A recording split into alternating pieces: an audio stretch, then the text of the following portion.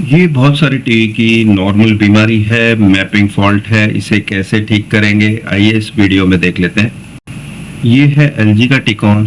9 number की pin पे जो रेजिस्टेंस लगता है जेड़ा वैसा का, यहाँ पे रेजिस्टेंस ओपन था तो मैंने इस तरह से जंपर लगा दिया है और इसे इस तरह से लगाया है कि 3.3 वोल्ट इस पिन से टिकॉन प्रोसेसर तक पहुंच जाए।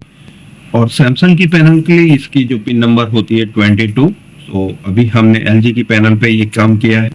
अब हम पिक्चर क्वालिटी देख लेते हैं इसमें कैसी है। सुपर। इसे ठीक करने का दूसरा तरीका भी देख लेते हैं। अभी जो मिल रहा है इसको ग्राउंड मिल रहा है, तो ये रजिस्टर उठा के हमें यहाँ लगाना है 3.3 वोल्ट साइड में।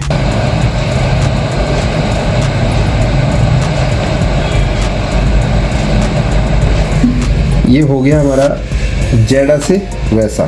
तो 3.3 वोल्ट का जंपर हमने हटा दिया। देखो वो जो रजिस्टर यहाँ लगा था, यहाँ से उठा के हमने यहाँ लगा दिया। Like, share and subscribe.